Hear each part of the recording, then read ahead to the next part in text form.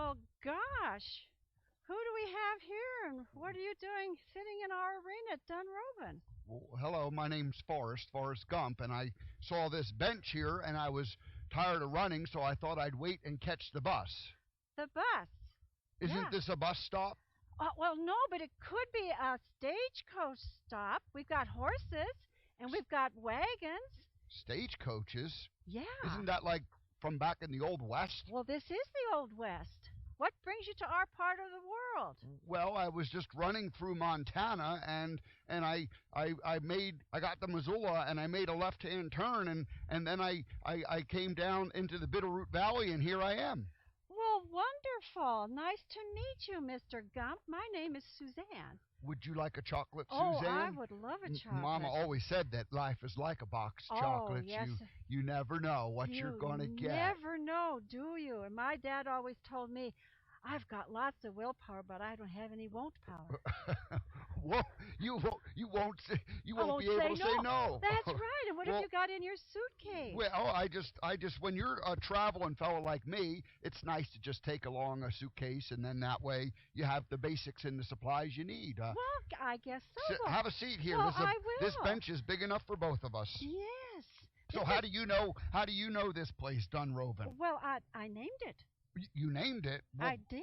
It must be your baby. It's my baby, and it's named after my great grandmother's cabin. Dunrovin. She had to leave Montana, and she came back to Montana, and she built a cabin, and she said, "I'm Dunrovin. I never meant to leave Montana, and I'm back to stay." That's a great story. Dunrovin. And I played in that cabin as a child, and so as an adult, I went away. I went to Chile, and I went to Alaska, and I came back, and I said, "I'm Dunrovin. I'm back in Montana to stay." So you was like me. You went, instead of just across the country 4 times, you went all across the world a few times. I did, and I had a wonderful time, but there's no place like home. There's no place like home. That's wonderful. Yeah. And this is my lovely Lady Lonza. Hello, Lady Lonza. Yes, and she's named after my dad, whose grandmother created Dunrovin. And Wow. and my great grandmother had a fancy gaited horse named Lady, and here I am with a fancy gaited horse named Lady Lonza after her grandson. That's a beautiful story and a beautiful horse. Lady Lonza Yeah. is obviously the queen of this Dunrovin ranch. She's a blonde bombshell, don't you think? But I noticed she's got some pink on her. Well, What's that all about? She does have some pink on her. Looks like she's got an owie or something. She does. She's got some fly bites, and she's of the opinion that you don't try to hide your imperfections. You draw attention to them. Lady Lonza, you're smart. Don't you think? No sense in being embarrassed about just the way God made you. Yeah. Yeah. She has a reaction to flies, and so whenever she gets flies, she comes to me and says, "How about some of that pink stuff? Makes me look really pretty." Yeah, she does look nice. Yeah, she does. Very good. Yeah, let's back you up here just a little bit, gal. She's certainly friendly enough. She's very friendly enough. She's a wonderful horse. And you're a wonderful man to be coming here. Thank you, Suzanne. Yes, thank you. And in real life, your name is? Steve Weber. Steve but Weber. When I dress this way, people can't seem to remember that my name's Steve. They just call me Forrest. Well, of course. You do him so well. You must have done him before. Yes, I did. Kind of a funny story. 35 years ago, people said, "Hey, you look like that guy from Bosom Buddies." And Bosom Buddies was a TV show, and I didn't even know who the guy was, and nobody knew what his name was because he was just a young actor. And it was just the guy, "You look like the guy from Bosom Buddies." And then, of course, that turned out to be Tom Hanks, and he did this TV show for about 2 years when he was in his early 20s. And then by the time he was in his late 20s, he was making movies, and by around 1990, he had become a pretty big star, and he was in lots of different movies, Big and League of Their Own, and then Sleepless in Seattle, and then Philadelphia, and he won an Academy Award for Philadelphia. He's a wonderful actor. And the year after that, he made the movie Foerst Gump, and he won back-to-back Academy Awards, and the first time that's happened since I believe Cary Grant won back-to-back Academy Awards. That movie really became an American focal point, Foerst Gump, because it could have only happened in America. It, It was such an American myth. it was a low budget film.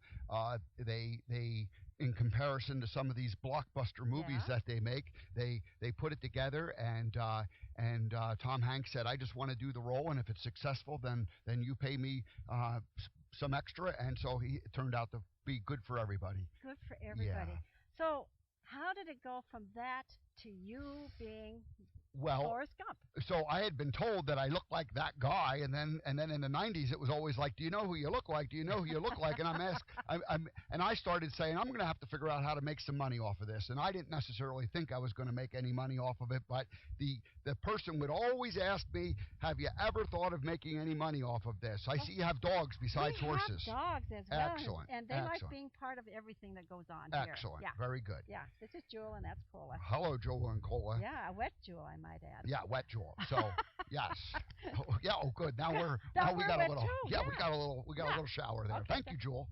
Uh, but anyway, Halloween. I was a guy who enjoyed dressing up and pretending, and Halloween was a fun costume. So I became Forrest Gump in 1994 for Halloween. The movie came out in the summer, and so I even cut my hair, and I went to the costume the party, and I won first place Well, you as the best would. character, and then I thought that was it. I put my suit in the closet, and I didn't give it much more thought. And a year and a half later, I was out on a sales call, and I heard that they're going to open up the Bubba Gump Shrimp Restaurant, and it's going to be based on the movie. It's the first time that a fictitious brand from a movie, Forrest Gump, Bubba Gump Shrimp, became an actual restaurant and brand.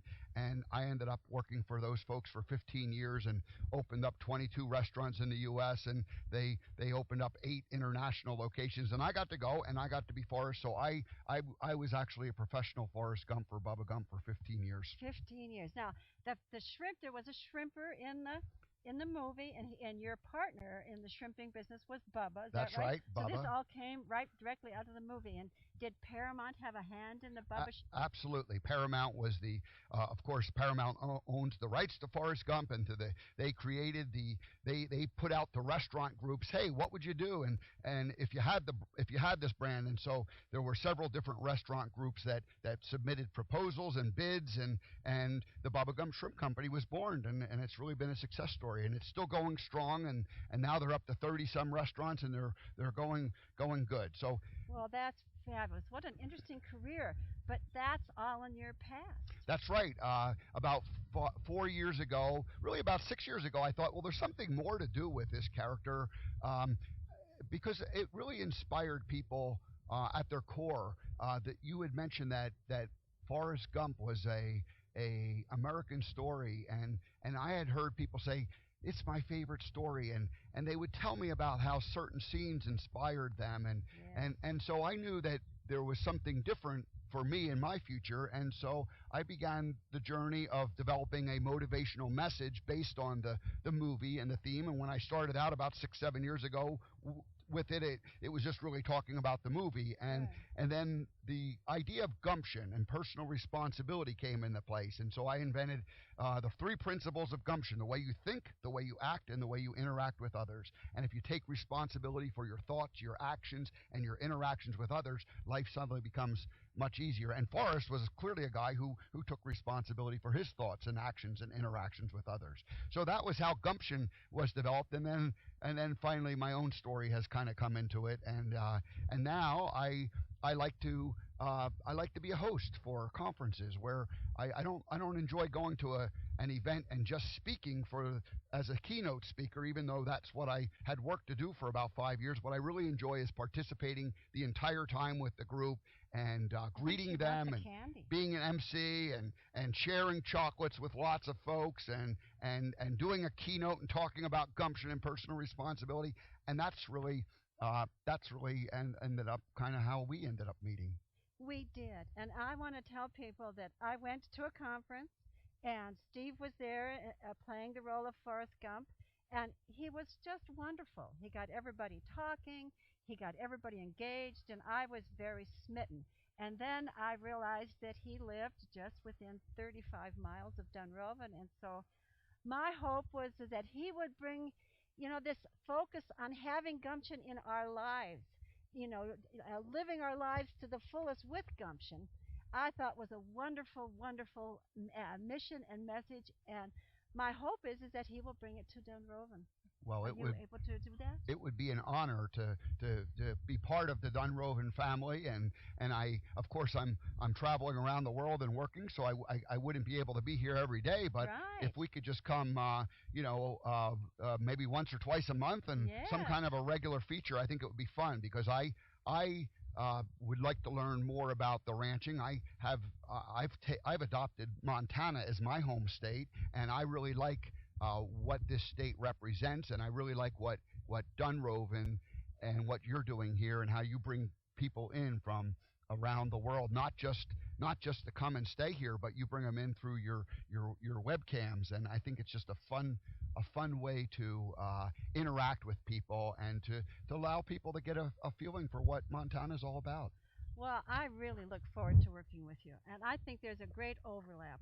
I mean, you're wanting to learn about Montana. I'm wanting to learn about how people can live fuller lives, and I think it's something we can learn together. That would be great. That would Very be good. wonderful. And so you come back Okay. as often as you can. Well, maybe we can learn how to ride a horse. Oh, I would love to and get you and out riding a and horse. and with all the dogs, I know that you do some special things with the We dogs, and do. and we have a swing I saw over there. We could sit Yes, on the swing we and could talk about we got different things, and fire pits, and fire pits. we could invite some of our Native American friends to come and visit with us. That would be really nice. Yes. And we could just have conversations, and Yes. and sometimes we'll sit on the bench, and sometimes we'll be actually working on the ranch, doing things that need to be done, and because Steve and Forrest, they're not that smart, I have to ask a lot of questions and learn.